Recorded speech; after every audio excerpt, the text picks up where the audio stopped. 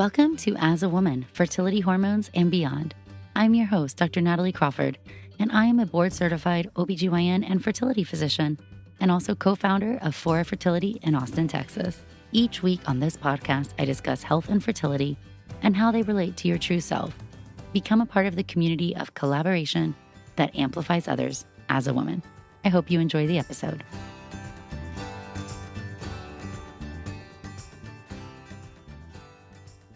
You are listening to the As a Woman podcast. I'm your host, Dr. Natalie Crawford, and today we are talking about reproductive rights, the Alabama Supreme Court decision, and why everybody's talking about IVF. Unlike some of our other episodes, I'm just going to dive right in here and get started. I'll just say you can follow along on Instagram at nataliecrawfordmd, check out the YouTube or other episodes for other content and your questions. If you're new here, I am a fertility doctor in Austin, Texas. I am double board certified in OBGYN and REI. REI is reproductive endocrinology and infertility, which is a 3-year fellowship after a 4-year OBGYN residency. You have to take numerous board exams. It's a rigorous training program. I've been in Austin, Texas practicing now for almost 10 years, and 3.5 years ago, co-founded Fora Fertility, which is a private practice. It's a small fertility clinic and an IVF lab here in Austin. I know IVF in and out. I know it so well. I talk about it every day. I am one of the experts in this field. I also know what it's like to be navigating different and difficult political landscapes, and I'm one of the founders of Doctors for Fertility. Doctors for Fertility is a nonprofit and a political action committee which was started when Roe was overturned because we, your fertility doctors, were fearful and yet predicted this exact moment. And we wanted to be proactive and start to lay the foundation in case what we saw happen over the course of the past week actually came to light. Because this is not new. Many states have tried something like what happened in Alabama, but this is a unique situation which underscores the importance of reproductive autonomy and really just healthcare autonomy. So first of all, what happened in Alabama? If you don't understand, or you've heard different stories, or you're just not sure what it all means. All right, so in Alabama in 2020, there was a situation where an unauthorized person gained access to the IVF lab, and they opened up the tank where embryos are stored, and they pulled out a straw which had vials on it containing different people's embryos. Now, this is frozen minus 300 degrees. This is how we freeze embryos, and I'm going to go into that. But that's very cold, so it was hard to hold. This person dropped it, destroyed the embryos. Terrible. I'm going to preface all of this by saying, I tell all my patients this. Your embryo is so precious. Your embryo is so valuable. I consider myself the protector of your embryos. So something like this happening is devastating and heartbreaking.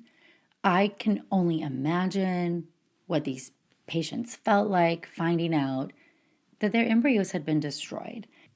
And this is not the first time that there's been an accident or something has happened to somebody's embryos. We know if we just look in the news, there have been tank storage failures, both in California and in Ohio. And in those circumstances, many more people had their embryos damaged or destroyed. So in this case, there were 3 couples who had their embryos destroyed, decided to sue the clinic and the physicians. And so they went to go file a suit, and this would be something you might consider negligent or damage to property, malpractice. And their lawyers essentially advised them that they could have a higher payment if this was wrongful death, and decided to pursue wrongful death of a minor for these embryos. So a lower court actually ruled that they couldn't do this and said, hey, these embryos are property. That's pretty standard terminology, and nobody's trying to be insensitive. But just saying, this is not a child. It's completely different. An embryo is a couple hundred cells in a ball. No distinguishing features of a child. Does it have the potential to become a child? Yes, and that's what makes IVF so amazing. Is it a child? No. And our success rates are such that it's not even close to a child, a single given embryo. And that's the reality of this whole process that everybody who's been through IVF will tell you. But a lower court said, no, you can't do this. You can't go and say that these embryos are children and try to go get more money because you can sue under wrongful death of a minor. But this got appealed and it went to the Supreme Court in Alabama. And the Supreme Court, they ruled that this did apply. And they cited Bible verses 41 times, or God or the Bible. They referenced the Alabama origins in 1800, and they said absolutely extrauterine children. Extrauterine children. That's what they called embryos. Extrauterine children are children, and they are protected under the law in Alabama. So let me just read you a little bit. This is LePage versus Mobile Infirmary Clinic, and it states right here in the brief, okay, the LePage, parents and friends of two deceased embryos, A and B. They didn't have names like you might name a child, but A and B. You have fawns. The fawns are the parents and next friends to two deceased embryos, embryos C and D. So their embryos also don't have names. And then you have the, I'm going to say their name wrong, but we'll say the Asinies, and their embryo, baby Asini, which is a deceased embryo, single embryo. All right, so none of these embryos have names like you might think about naming your child. However, here's what we've got. This court has long held that unborn children are children for purposes of Alabama's Wrongful Death of a Minor Act, a statute that allows parents of a deceased child to recover punitive damages for that child's death. The central question presented in these consolidated appeals, which involve the death of embryos kept in a cryogenic nursery, is whether the act contains an unwritten exception to the rule for extrauterine children. That is, unborn children who are located outside of a biological uterus at the time they are killed. Under existing black letter law, the answer to that question is no. The Wrongful Death of a Minor Act applies to all unborn children, regardless of their location. All right, so extrauterine children and a cryogenic nursery. An IVF lab is a cryogenic nursery. That's not true. I don't have a nursery. I don't have children in my lab. So why don't I? Why can I say that with such confidence? Let's go through a few things about embryo storage, how we even make them, what IVF is, and why laws like this have come into play. So this is an interesting lead-in, and because it's falling under the wrongful death, it's very high profile, and the liabilities are potentially very huge. This is not the first time we've heard or states have tried to pass what we call personhood bills or amendments, essentially meaning that once an egg is fertilized, it becomes a person. All right, and why are they saying that they care about this? Because if you want to restrict abortion, you believe abortion goes against your personal belief system, and you believe you should be allowed to impose your personal beliefs to everybody. You want to walk abortion back as far as possible and say, I don't want any babies to be aborted, so when can I draw some line in the sand? And you say, aha, conception or fertilization or implantation. And all of these things have very scientific meanings. So they're coming to light in the face of wanting to walk everything back. But the truth is, they have very significant consequences. They're actually using abortion because it is a hot topic and they can get people passionate about it, but it's about control. And that's what Roe v. Wade was actually about. Roe v. Wade was not a bill that said you can have an abortion. It said you have the right to privacy and autonomy over your personal health decisions. That you, as a human being on planet Earth in the United States, have a right to make decisions which impact your health. And one of those decisions is, are you going to be pregnant? Are you going to use contraception? Are you going to do IVF to get pregnant? So when Roe v. Wade was overturned, What it did was say, yeah, no, you don't have privacy rights or personal autonomy rights to your health care. The government has the right to impose beliefs upon you about what we think you should be allowed to do or not do when it comes to your health. And we don't consult doctors or scientists or medical people. We are just going to come in and allow states to do whatever they want.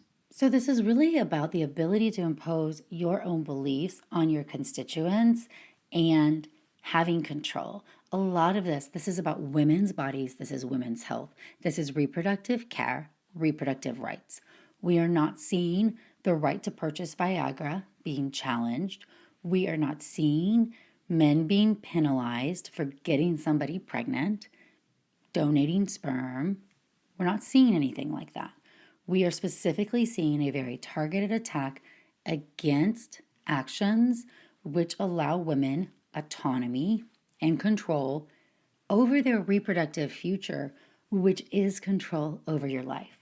If you are constantly caught in a cycle of being pregnant, having a baby, having a newborn, and being postpartum, and getting pregnant again, you are not in the workforce. You are not leading the charge. You are not advancing women. And I do not believe everybody who's against abortion is in this camp, but there is 100%, a very vocal group of people who 100% will clearly state that that is their motive. And they think abortion should be illegal, IVF is murdering babies, and contraception kills babies. They want it all gone. They've been telling us this. When somebody shows you who they are, believe them. Silence is acceptance. You're complicit in the behavior. We cannot allow this to be what happens to women in our country. But I really believe one of the biggest issues right here, yes, reproductive autonomy, privacy, control, those are outrageous. But what's also extremely concerning in this exact case, is that so we are seeing people, politicians, judges, making decisions that impact your life using words that are scientific that they don't understand, and then using words that are completely made-believe. There is no cryogenic nursery. And do you know why? Cryogenic is a type of freezing. It's a deep freezing where we put things at sub-zero temperatures and a human doesn't survive. So by definition of being able to be at that temperature, to be thawed and survive, you're not a human, period. Human, we're a biological species, Homo sapien. We, when we're in our real extrauterine form, when we have a heart that beats and a brain that works and an organ system that communicates to our whole body, you can't survive at cryogenic temperature. An embryo is not a human. I don't have a cryogenic nursery here in Austin. I have an IVF lab. I have an embryo storage. Well, I have a robot. I don't even do this tank situation. But you can't freeze a human. I know we see it in movies that somebody will go into deep freeze and wake up 200 years in the future. And wouldn't that be cool? But it doesn't exist. It doesn't exist. And then an extrauterine child is a child that has been born and lives outside the womb. You are not an extrauterine child. You're not a child beforehand. You're an embryo. Okay, so what's an embryo? And what's a blastocyst? And what's an egg? And what's a sperm?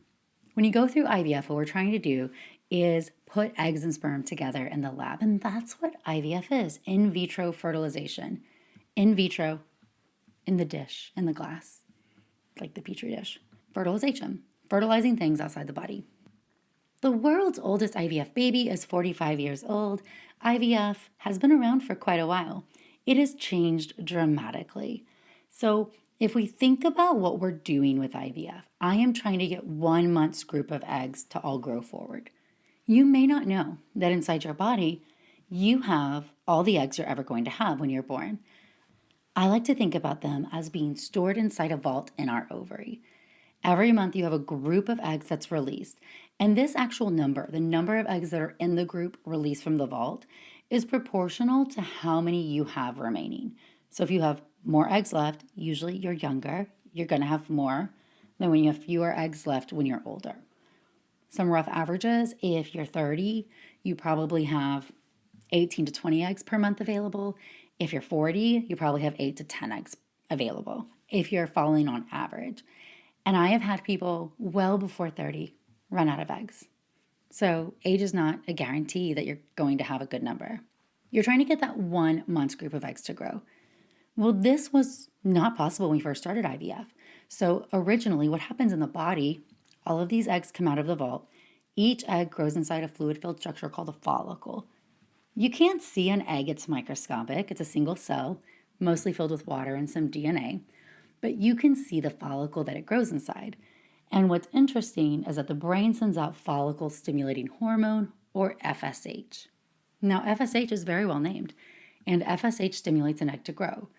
As that egg grows, follicle gets bigger, egg matures, eventually it ovulates, and that's the one that could potentially be fertilized naturally. The rest of the eggs that have been released from the vault, they die.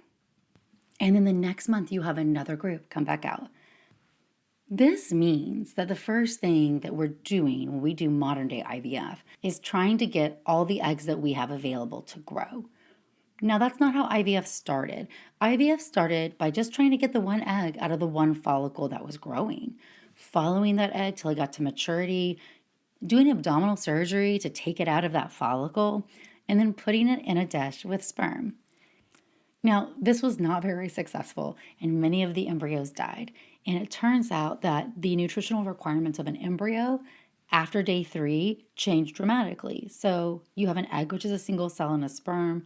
Put the sperm inside the egg. If it accepted fertilization, the next day is considered day 1. That embryo has split, and that cell, that egg, has changed and become a 2 cell. And then it'll go to 4, and then 8. So at day 3, you're rolling with a day 3 embryo. It should have about 8 cells, and everything after would die. And so freezing wasn't really around. And you take that 8-cell embryo, if it got to that stage, and put it in the body and see what happens. And pregnancy rates were low. Fertilization rates were not great. Embryos didn't grow great in the culture. But the technology started to work. Over time, what has gotten better? I can grow. I can give you hormone shots.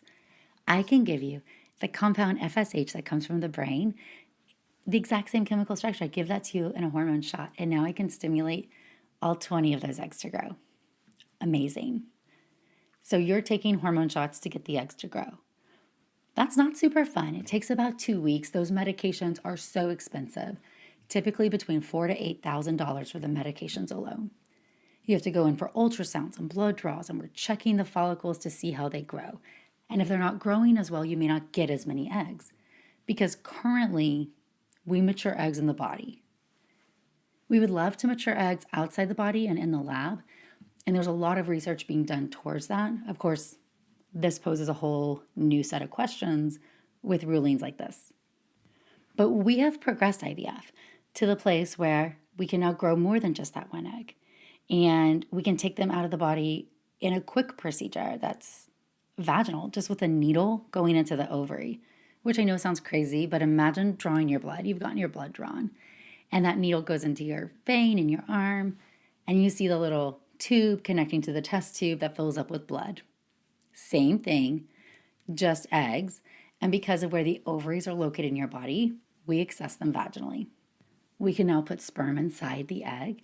So if the problem was that the sperm couldn't do its job and get in the egg, we can now do that. We can grow embryos past day 3. We can get them to the implantation stage. So when you put an embryo back in the uterus on day 3, we are just like Netflix and chill little embryo. It can't implant for 2 to 3 more days, and we're just fingers crossing it sticks. It's not at the right stage to actually implant. Pregnancy rates were low. Okay, so then embryos, we were able to grow them further so we could get them to the blastocyst stage, which is day 5 or 6, and that is the stage of implantation. That is when you have an outer cell mass called the trophectoderm, which becomes the placenta, and an inner cell mass And this inner cell mass is actually what becomes the fetus or the baby. So when you see a picture of a circular looking structure that's been going around in the news, you are mostly seeing just placental structures or the trophectoderm. That stage, embryos survived the freeze thaw much better. Implantation rates went much higher. And then we had the invention of being able to sample those placental cells for genetic testing, because one of the other rate limiting steps, one is going to be running out of eggs. Everybody runs out of eggs. But the other is that as you get older, your chromosomes start to break down inside your eggs because they've been sitting there since you were born and they've absorbed the wear and the tear of your life. And so as you age, you have more genetically abnormal eggs. At age 35, 36, about half your eggs are normal and half are abnormal. So if you have a low egg count, not every egg's going to fertilize. They're not all going to go through. They're not all going to be normal. And not all genetically normal embryos can even implant. This genetic testing goes beyond just aneuploidy. So when I talk about aneuploidy, because genetics freak people out, we're talking about, do you have the right number of chromosomes? That's euploid. Aneuploid is an abnormal chromosome number. This is the number one cause of miscarriage and infertility as you age. So genetic testing has progressed from just aneuploidy testing, which exists, to also now being able to detect single gene disorders. I cannot run a panel for all the diseases, but if I know what I'm looking for, I have a patient with cystic fibrosis and she and her partner both have this and they don't want to pass it on to their child. I can screen that out. Somebody who has BRCA, who has breast cancer, lost her mom and lost her sister to breast cancer. We can do IVF, figure out which embryos inherited the BRCA, and we don't transfer those. We eliminate this autosomal dominant genetic cancer syndrome from her family. She can have a child and not have to tell her child that she's going to have a high chance of having breast cancer and get a mastectomy and get her ovaries out. It's life-changing technology. IVF is utilized so commonly. 1 out of 6 people have infertility. IVF can be used for age-related factors for fertility preservation. We do emergent IVF for cancer patients before they have chemotherapy because we know chemotherapy can destroy your eggs. You may run out of eggs during chemo.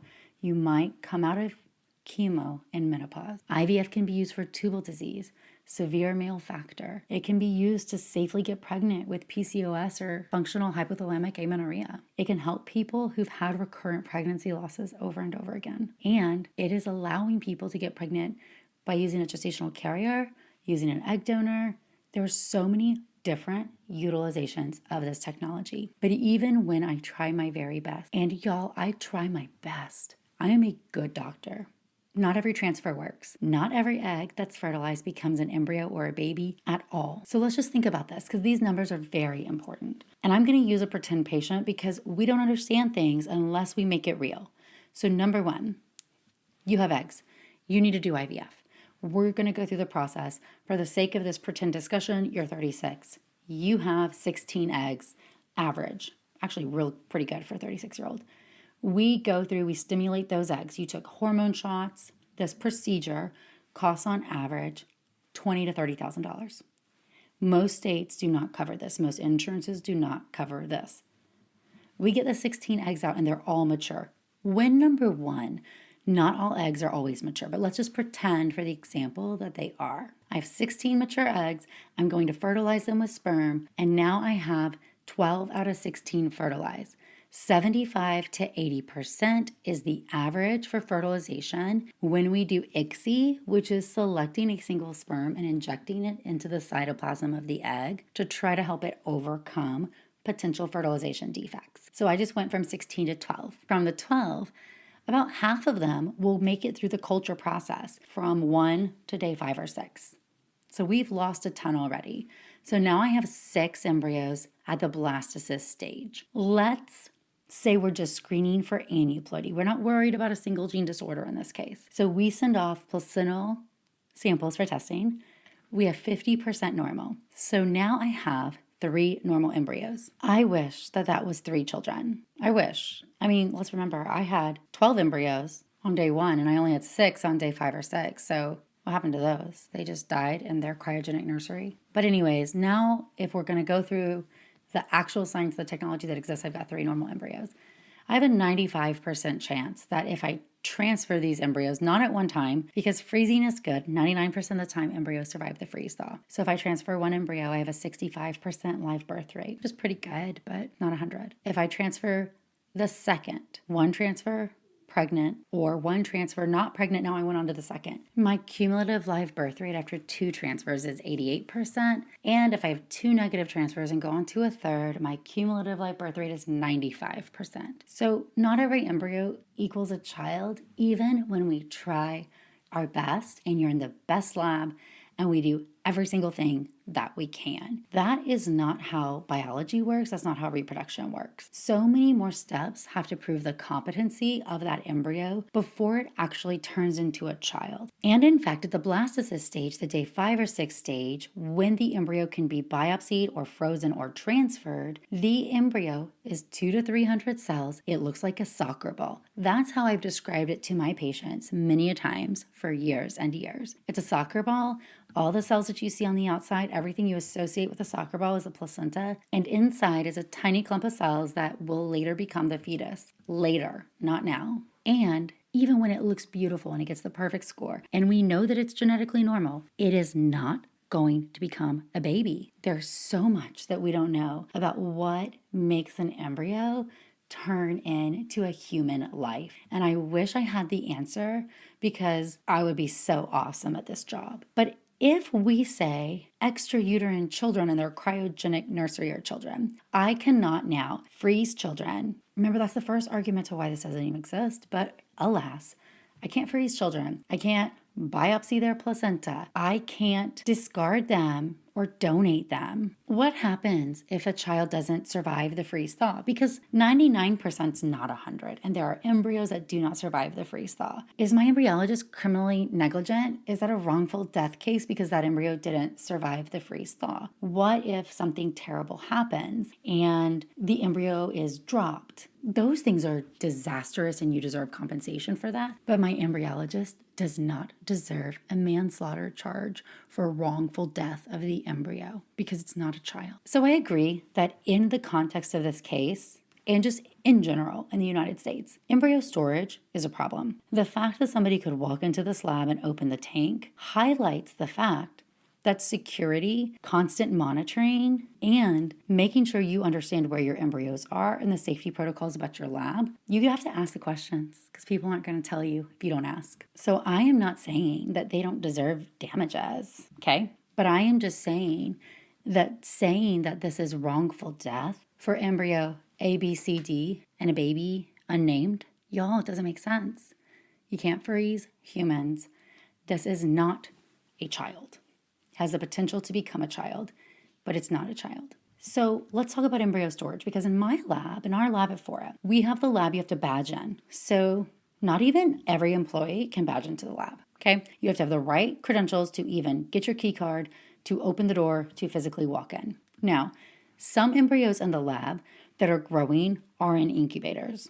That's why it's important to have those safety protocols. But once they're frozen, our embryos live in a storage robot, and this makes them extra secure for a variety of reasons. But you have to understand that traditional storage, these embryos are almost in a barrel on the ground. And this is connected to liquid nitrogen to keep it at cryogenic temperature. And you open the lid and it has straws, these containers, and on them are these tiny little glass vials that should have 1 embryo each. Sometimes they have 2. There's a variety of different ways, and they're labeled.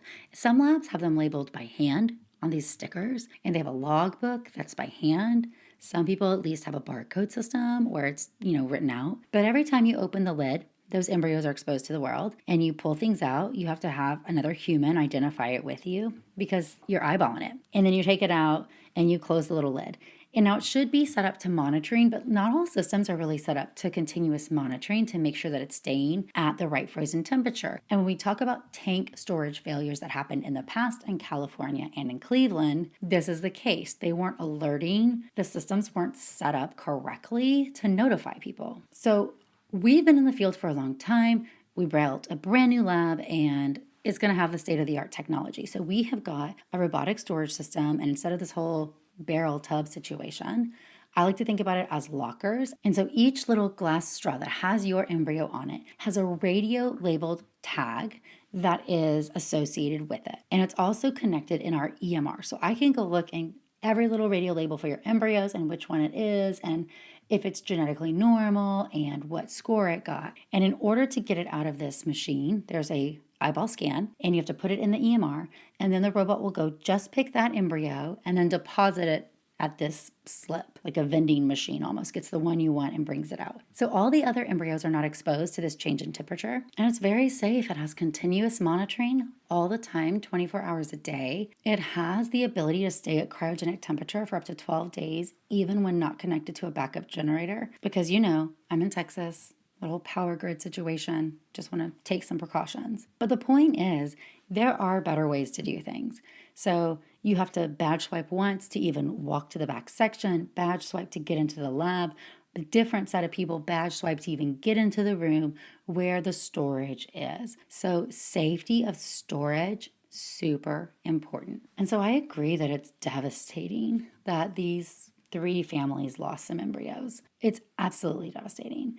And my heart goes out to them. And I don't know if these embryos were normal or abnormal, if they were morphologically good or bad. I don't know if these people had completed their families and maybe they were never going to use them. It doesn't matter. They were their embryos, they were their property.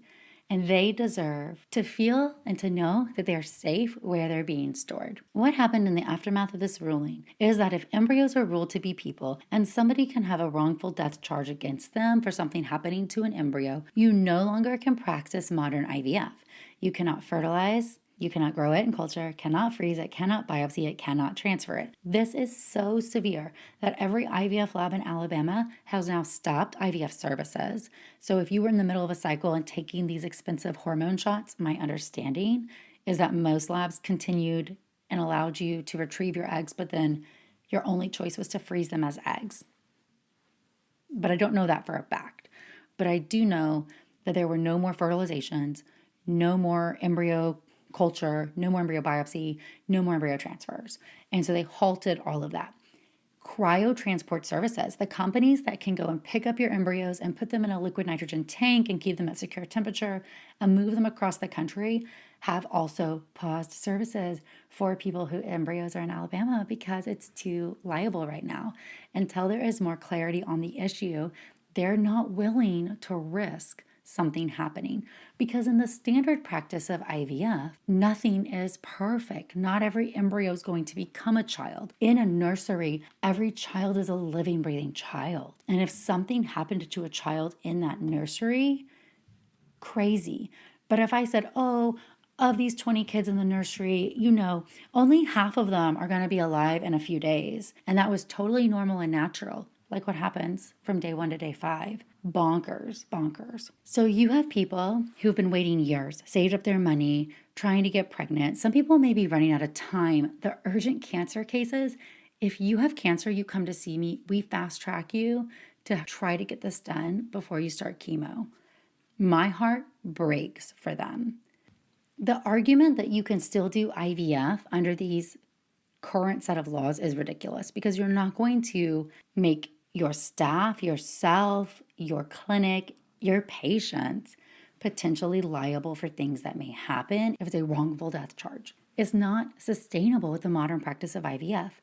And to walk it back with restrictions like other countries have, where, you can fertilize, and anything you fertilize, you have to put it in the body. You can't freeze anything, you can't biopsy anything. And other countries like Italy have done this, and you can only fertilize 3 eggs, and anything that grows, you have to put it in the body. Pregnancy rates are lower, multiple rates are higher, pregnancy loss, preterm pregnancy loss, higher, complications, higher, less babies born, less families. We have the technology for this practice of medicine to be safe and to be effective. And it's mind-blowing that we are even entertaining the discussion of doing it in a way that's not safe and not effective. And We should not tolerate that. All right, so this is how IVF is very tied to both personhood bills, because you'll see other states come and try to pass a personhood bill. A person is defined at life at conception or fertilization, and that would do the same thing. That would do what this does. So you have to keep your eyes open. You have to know what's happening in your state.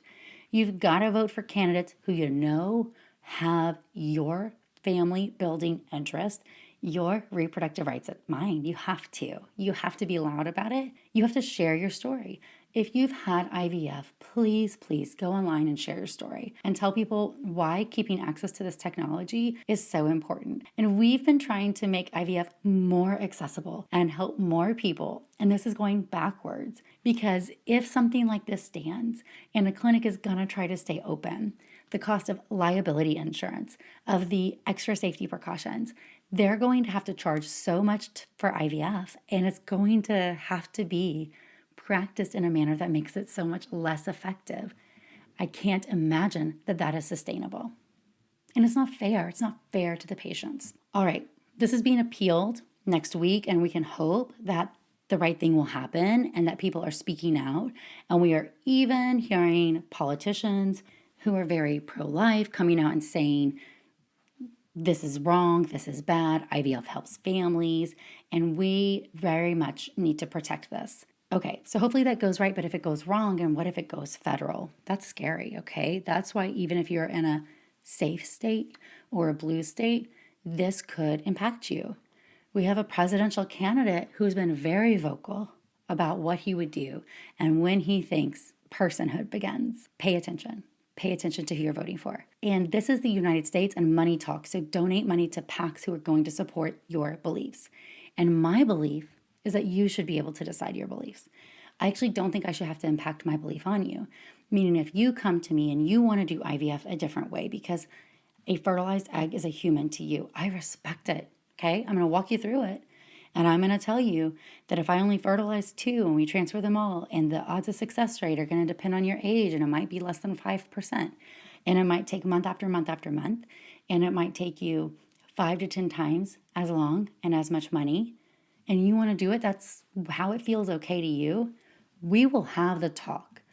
But to force that onto everybody is wrong and not fair. This is not about pro-life. Being pro-life helps people have families. This is about autonomy and privacy, and we need to speak up and we need to support each other. You can also follow along. I'm on Instagram at nataliecrawfordmd. Doctors for Fertility is our nonprofit and our political action committee. You can go to @DFF_PAC for the PAC. You can donate money there. You can follow @ASRM_org to learn more there, or Resolve, the National Infertility Association. Please send letters to your representatives telling them how important this issue is. I have examples on my Instagram. Thank you, friends.